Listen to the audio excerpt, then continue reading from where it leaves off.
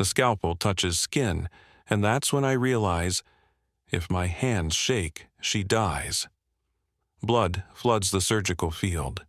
The suction canister fills too fast. The anesthesiologist calls out numbers that are dropping, dropping, dropping, and under the white blaze of the trauma lights, it's my sister. The same sister who convinced our father to sign papers 20 years ago that legally erased me from this family. Pressure's crashing, doctor. I don't answer. I don't look at her face. I look at the rupture. Grade 4 splenic tear, liver laceration, internal bleeding everywhere. I am not her sister. I am chief of trauma surgery at Black Ridge Medical Center. And if I hesitate even for a second, she dies on my table. 20 years earlier, my father didn't yell when he threw me out. That would have been easier. He sat at the head of the dining table in our house in Westchester County, New York. The same table where we ate Thanksgiving dinners and celebrated report cards. My older sister, Victoria Hale, stood beside him. Calm, composed, eyes dry. She dropped out of med school, Victoria said softly. She's been lying for months. I was 19. I took a leave of absence, I said. Dad, I filed paperwork. I can show you. Victoria slid printed screenshots across the table. Emails, messages, fabricated. You're involved with someone unstable, she added carefully. He has debts. You asked me not to tell them. My father's jaw tightened. My mother cried quietly into a napkin. I don't even have a boyfriend, I said. My voice sounded thin, unreal. The worst part wasn't the accusation. It was the certainty on their faces. They believed her. The next day, my father drove me to a law office. I won't have this family dragged through scandal, he said. By the end of that afternoon, I wasn't just out of the house. I was out of the will, removed from the Hale family trust, legally documented as having voluntarily severed ties. Victoria found the attorney. Victoria scheduled the appointment. Victoria stood in the hallway while the papers were signed. She didn't look at me once. That night, I packed 2 suitcases and left with $83 in my bank account and nowhere to go. Behind me, the house lights stayed on. Inside, they still had one daughter, the good one. Clamp. The present slams back into place. Blood pools under Victoria's ribs. I move fast, precise. Years of training sharpen into instinct. She never expected this ending. Neither did I. But as her heart rate stabilizes under my hands, one thought cuts through everything. She didn't just lie. She built a system to make sure I disappeared. And tonight, that system is about to collapse. 3 hours and 12 minutes. That's how long it takes to rebuild a body that was seconds from shutting down. We remove her spleen, repair the liver, control 2 separate bleeds that would have killed her before sunrise. My residents watch in silence. They've seen me operate before, but not like this, not with that edge. At 4:47 a.m., I place the final stitch. Vitals stabilizing, anesthesia says. She's alive because of me. I strip off my gloves slowly, wash my hands, once, twice. The water runs pink before it turns clear. Dr. Patel steps beside me. You want me to speak to the family? No, I say. This one's mine. The waiting room smells like burnt coffee and fear. My parents are sitting side by side. Older now, smaller than I remember. My father stands when he sees the scrubs. Doctor, he says quickly. Our daughter. He stops. His eyes drop to my badge. Dr. Caroline Hale, M.D., Chief of Trauma Surgery. The silence is violent. My mother grips his arm so hard her knuckles go white. Caroline, she whispers. I keep my voice clinical, even, controlled. Your daughter sustained massive internal bleeding. Surgery was successful. She's in the ICU. She'll survive. My father stares like he's looking at a ghost. You're a doctor. I never dropped out. My mother starts shaking. Victoria told us. I know what Victoria told you. Behind me, nurses pretend not to listen. They're failing. My father swallows hard. We signed papers. I know. You left. You threw me out. The words hang there. For 20 years they lived inside me. Now they're finally in the air. We believed you were unstable, my father says weakly. That you'd abandoned your program, that you were hiding debts. I had none. My mother's voice cracks. Victoria showed us messages. She created them. That lands like a punch. My father's face changes, not grief, calculation. Because here's what he realizes: if Victoria lied about that, what else did she lie about? At 9:16 a.m., Victoria wakes up. I'm there when her eyes open. She sees the monitors first, then the IV lines, then me. Recognition spreads slowly, not confusion, not relief. Fear. You, she breathes. Me. Her throat works around the morphine haze. How?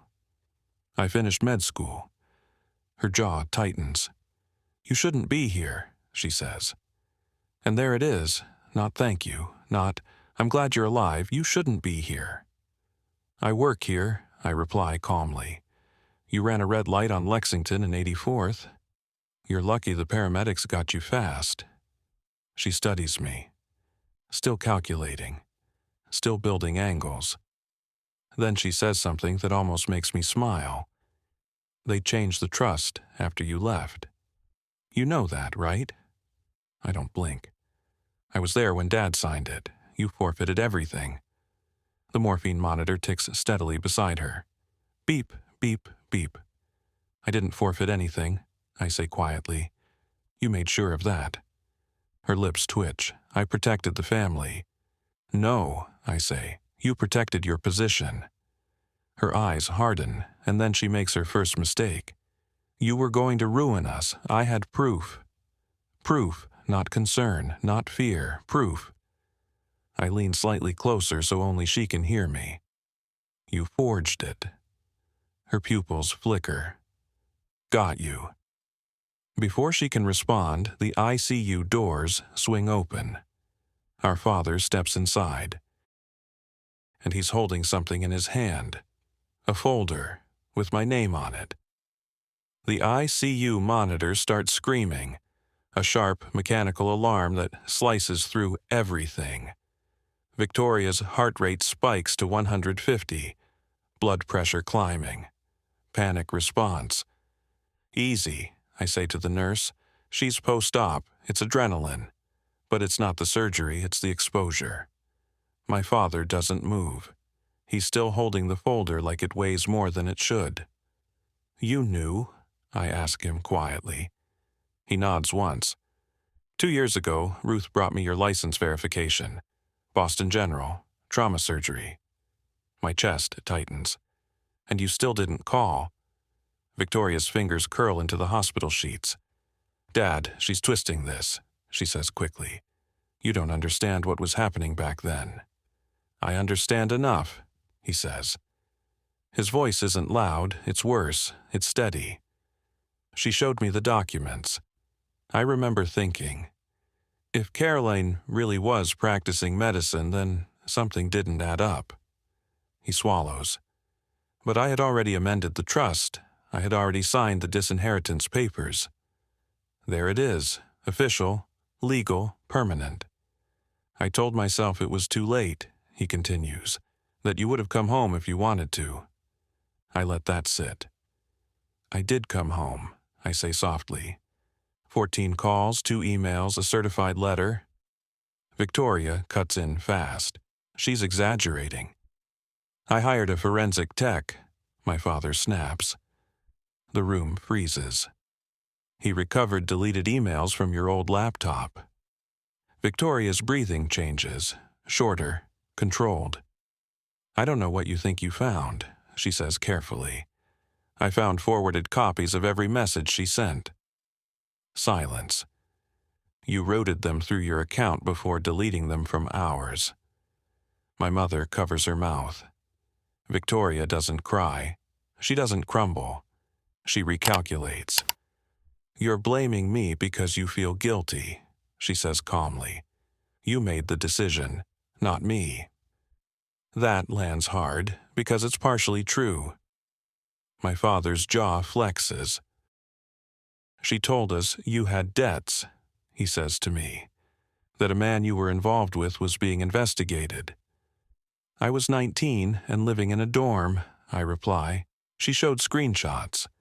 They were fake. My mother whispers why. Victoria finally looks at me directly. And for the first time in 20 years there's no performance, just cold clarity. Because you were going to take everything. The room goes still again. What? My father asks. You were the smart one, Victoria continues. Top of your class. Dad talked about you nonstop once that acceptance letter came. Her pulse steadies as she speaks. This is her terrain. Control through narrative. You were going to come back with degrees and opinions, and suddenly the business would be split, the trust divided, authority diluted. My father stares at her. You were afraid of inheritance? He asks slowly. I was protecting what I built here, she says. You didn't build it, I reply. I maintained it, she shoots back. There it is, the strategy, not jealousy, not emotion, power. She looks at my father again. You were going to give her half. After everything I did for this family. And so you erased her? My mother whispers. Victoria's gaze hardens. I removed a risk. The words hang in the air like a verdict. Not sister, not daughter, risk. My father steps back like he's been struck. You had me amend the Hale Trust before we even confronted her, he says slowly. Victoria doesn't answer. He looks at me. You met with the attorney before that dinner. It's not a question, it's realization. Victoria's silence confirms it. She orchestrated the timeline. Accusation, legal action, isolation, disinheritance, all preloaded. My mother begins crying softly. I thought you were protecting us, she says to Victoria. I was. No, I say quietly. You were protecting control. Victoria turns to me. You don't get to play noble, she says. You left. I was thrown out. You could have fought harder. I take one step closer to the bed. I was 19. She doesn't respond, because she doesn't have a move left. The monitor beeps steadily now, her vitals stable, her position collapsing. My father looks at her like he's seeing a stranger. How long? He asks. Victoria's eyes shift to the ceiling. Since the acceptance letter. And that is the moment everything truly breaks. The ICU feels smaller now. Not because of the machines. Because of the silence. You met with the attorney before that dinner, my father says slowly. Victoria doesn't deny it. Yes. One word, clean, unapologetic. You told him I was unstable, I say. I told him you were unpredictable. You arranged the amendment before I even walked into that room. I prepared for a risk.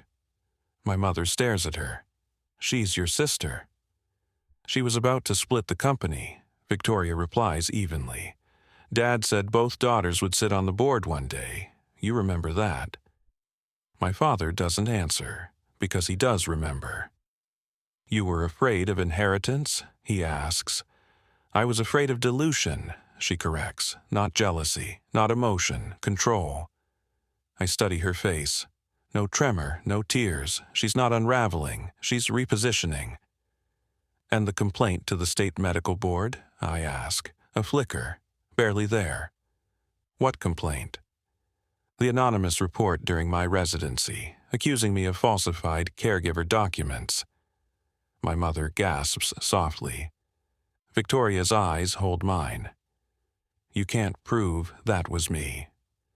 You sent it 3 months after I was promoted to trauma fellow. Coincidence would have been cleaner. This was timing. You were getting visible, she says quietly. There it is again, not denial, just logic. You tried to end my career. I tried to verify it. My father steps back. You engineered her removal, he says slowly. Legally, financially, socially. I stabilized the family, she replies. No, he says. His voice is different now, low, measured.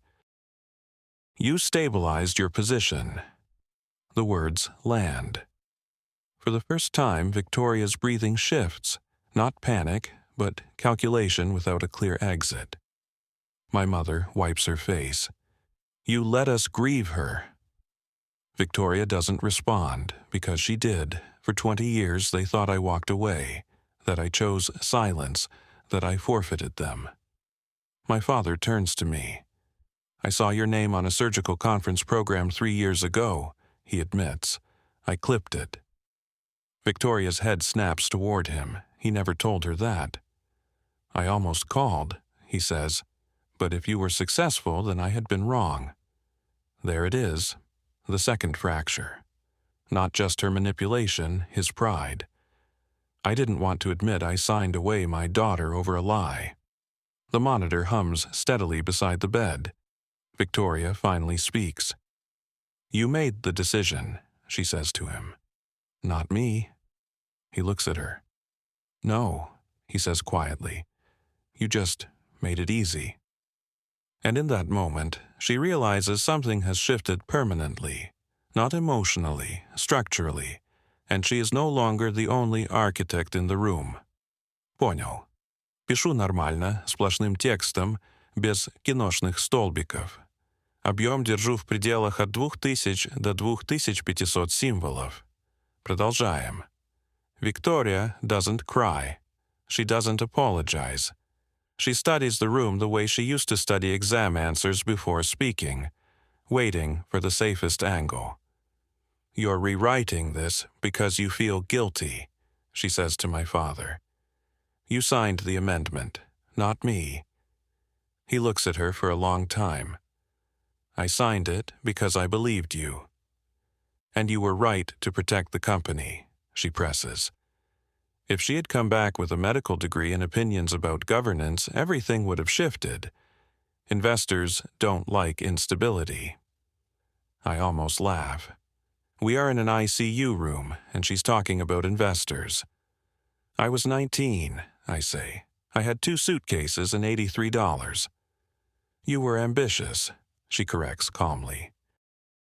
Ambitious people destabilize structures. My mother stares at her like she's trying to recognize the child she raised. She was your little sister. She was a variable, Victoria replies.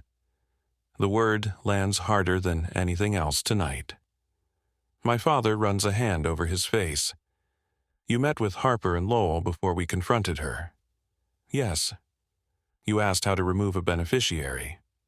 Yes. You prepared the paperwork before we even sat at that table. Victoria doesn't blink. I anticipated an outcome. Silence fills the space between the machines. And the letters? My mother whispers. I filtered noise, Victoria says. My father turns slowly. You deleted them. I prevented emotional manipulation.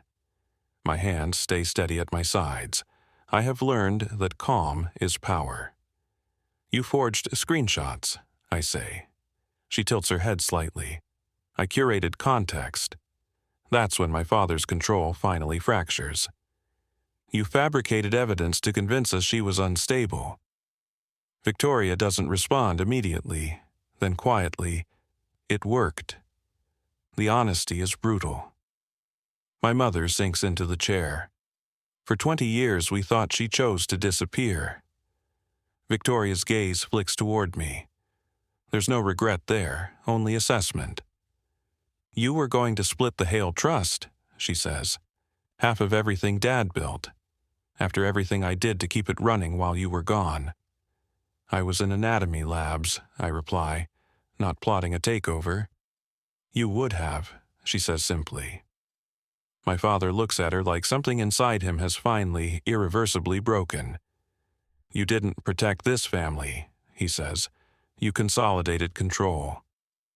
Victoria inhales slowly, measuring her next move. But for the first time, there isn't one. And then my father says something none of us expect. I'm calling the attorney in the morning. Victoria's eyes sharpen.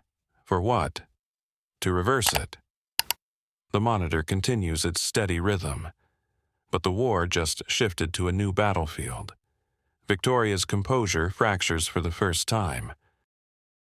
You can't just reverse it, she says sharply. The amendment was executed under Clause 7C, voluntary severance. She was legally removed. I know what I signed, my father replies. Then you know it can't simply be undone. It can be amended again. The air in the room shifts. This isn't about emotion anymore, it's about power, paper, control. You'd destabilize everything, Victoria presses. Board confidence, equity distribution. She is my daughter, my father says. Not variable, not liability, not dilution. Daughter. Victoria studies him, recalculating. If you reinstate her now, after 2 decades, it will look like coercion. She's standing in this hospital with authority over your other child. Do you understand the optics? It's a smart move, subtle, imply influence, suggest conflict of interest. I almost admire it. She disclosed the conflict, my father says. The hospital confirmed it. Of course they did. I filed it before the first incision. Victoria shifts again. You'll fracture the structure I've spent 20 years stabilizing.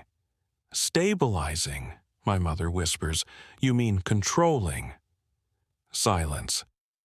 Victoria turns to me. Is this what you wanted? To come back powerful enough to take it all? There it is, projection wrapped as accusation. I didn't come back, I say evenly. You drove into my hospital. Her jaw tightens. You could refuse reinstatement, she says. Walk away clean. You built your own life. Why reach back? I hold her gaze. Because truth isn't reaching back. It's correcting the record. My father exhales slowly. I amended the trust because I believed my daughter was unstable. That premise was false. Victoria's pulse ticks higher on the monitor again. You're going to hand her half of everything? She asks. No, he says. That stops all of us. I'm going to restructure it completely. Her eyes sharpen. No automatic control. No unilateral authority, equal oversight. Board governance, shared signatures, checks, balances. Victoria understands immediately what that means. She won't be able to operate alone anymore. You're dismantling what works, she says.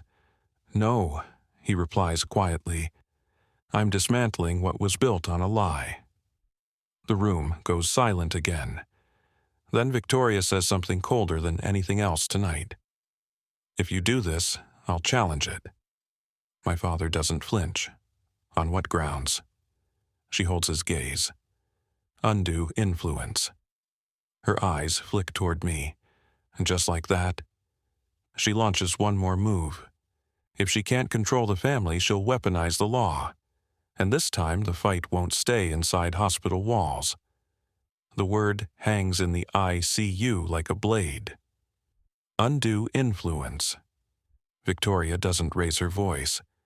She doesn't need to. She understands leverage better than anyone in this family. You're emotional, she tells my father calmly. You're reacting to shock. She operates on me, and suddenly you're restructuring 20 years of governance. Any competent attorney would question that timing. My father's jaw tightens. Are you threatening me? I'm protecting the integrity of the trust, she replies. If you amend it under emotional distress, it's contestable. She turns slightly toward me. Especially if the beneficiary holds authority over a life or death decision involving another beneficiary. There it is. She's reframing the night. Not as reconciliation, as coercion. You think I'd leverage a surgery? I ask quietly. I think perception matters, she says. Cold, controlled, strategic. My mother looks between us, horrified. Victoria, stop. But Victoria doesn't stop. She accelerates. If she's reinstated now, it creates a conflict. She saved me. You feel indebted. That influences judgment. Any court would examine that. She's building a case in real time. Narrative, motive, timing. My father stares at her. You would sue your own family? If necessary. No hesitation, not rage, calculation. Silence stretches. Then he says something that shifts everything again. I already spoke to counsel. Victoria freezes. When? She asks. After Ruth showed me the license verification, 2 years ago. That lands. You consulted without telling me? She says. And for the first time there's something sharp in her voice. Yes. And?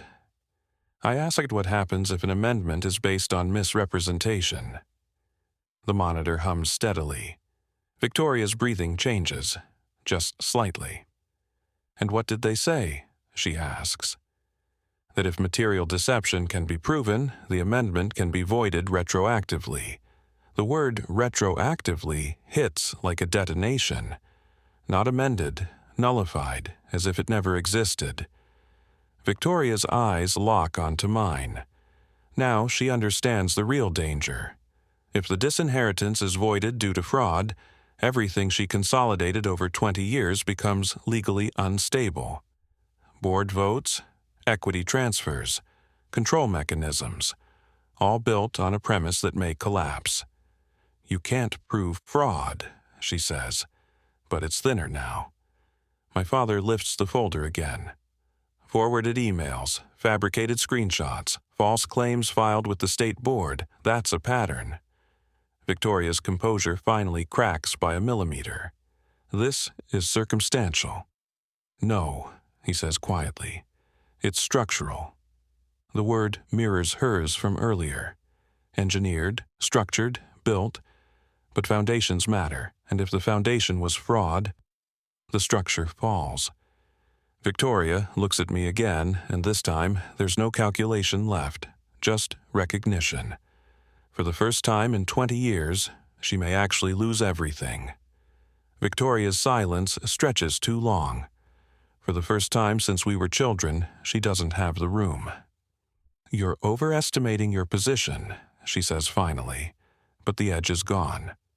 Fraud requires intent. My father doesn't blink. You scheduled the trust consultation before the confrontation dinner. You intercepted her emails. You forwarded them to yourself. You filed a complaint with the medical board within months of her promotion. That's speculation. It's chronology. The distinction matters. I watch her process it. She's running scenarios now, not arguments. If you attempt retroactive nullification, she says carefully, you expose the company to litigation. Investors don't tolerate instability. You are not the company, my father replies. The statement lands harder than anything else tonight. For 20 years, she positioned herself as indispensable. Operational core, sole steward, the axis around which everything turned. Now he's separating the two. My mother stands slowly. You let us believe she abandoned us, she says. You watched us grieve her. Victoria doesn't look at her. I prevented risk. You created it, my father says. The monitor hums steadily. Her vitals stable, her authority not. If you void the amendment, Victoria says, regaining a fraction of composure, Everything since becomes reviewable. Board allocations, dividend distributions, executive compensation. Translation, her compensation, her control. My father's voice is quiet. Then we review it. That's when something flashes in her eyes. Not fear, anger. You built this because I was here, she says. I stayed. I handled the negotiations. I expanded the logistics arm while she was gone. I was in surgical residency, I reply evenly. Not on vacation. You were absent. I was exiled. The word settles between us. Victoria's breathing steadies again. She shifts to her final lever. You think she doesn't want control? She asks my father. Look at her, chief of trauma. She thrives on authority. She thrives on merit, he says, and now she stands to inherit half of what I maintained. I take one step closer to the bed. You're wrong, I say calmly. She studies my face, trying to detect ambition. Hunger, greed, she won't find it. I don't want the company, I continue. I don't want the dividends. I don't want the board seat. Her expression flickers, because that possibility never entered her calculations. I want the record corrected, I say. I want the legal document that labeled me unstable to be voided. That's it. Silence. She recalibrates instantly. If you decline reinstatement, she says slowly, there's no need to destabilize governance. Still negotiating, even now. My father looks between us, and then he says the one thing that shifts the battlefield entirely. I've already initiated an internal audit. Victoria goes still. Audit of what? She asks. Everything. Board minutes, trust amendments, compensation flows, communications. Her pulse ticks upward again, because she understands something I've only just realized. If the trust amendment falls, the investigation won't stop there, and she has far more to lose than inheritance. The word audit doesn't echo. It detonates quietly. Victoria doesn't blink. That's how I know she's scared. An audit of what exactly? She asks, voice measured again. Governance decisions made after the amendment, my father replies. Compensation adjustments, board voting patterns, legal consultations. That's unnecessary, she says immediately. Too immediately. Is it? Her jaw tightens. Everything was executed within bylaws, based on a removal that may be void. There it is again, void. If the amendment collapses, every decision made under its authority becomes reviewable. My mother looks confused. What does that mean? It means, my father says slowly, that if Caroline was wrongfully removed, then any structural changes justified by her absence require scrutiny. Victoria's fingers grip the sheets. You're implying misconduct? I'm implying verification. She exhales carefully. You can't retroactively criminalize strategic decisions. Were they strategic, he asks quietly, or opportunistic? Silence. The monitor hums. I study her face. For years she played long games, quiet influence. Controlled narratives, precision timing. Now the timeline is being reversed. You expanded executive compensation 3 months after the amendment, my father continues. Yours? It was approved by the board. A board selected after her removal. Victoria looks at me sharply. You think I needed your absence to succeed? She says. No, I reply evenly. I think you needed it to consolidate. The distinction matters. She shifts again. If you destabilize this publicly, competitors will notice. Investors will question leadership. You risk tanking the company out of guilt. My father doesn't respond to the business argument. He responds to something else. I tanked my relationship with my daughter over pride, he says quietly. I won't protect another mistake to save face. The room goes still. Victoria realizes this isn't about optics anymore. It's about reckoning. "You're choosing her," she says. "I'm choosing truth." Her eyes turn to me again. "You could stop this," she says softly. "Walk away, decline reinstatement, let governance stand." Still negotiating, even now. "I don't want control," I say, "but I won't carry a fraudulent record to protect yours." That's when something changes in her expression. Not anger, not fear, recognition. Because she understands the real shift. For 20 years she controlled the narrative. Now the documentation controls her.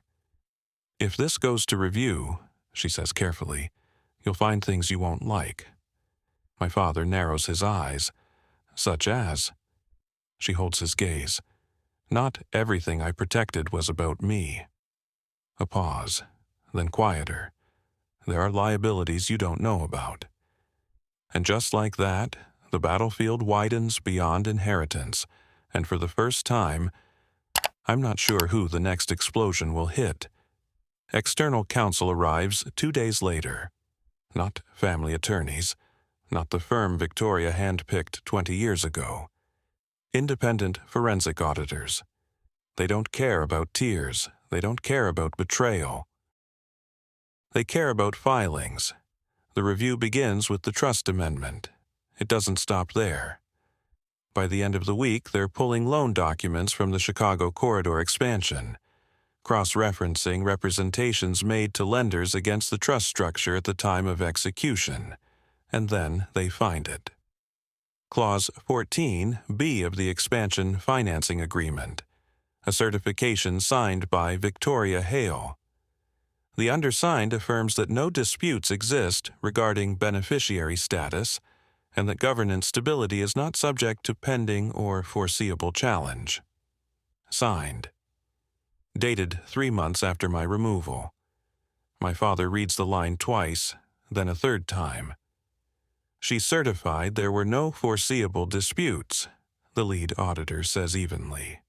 Yet she initiated the removal process based on alleged instability and suppressed communications from the affected beneficiary.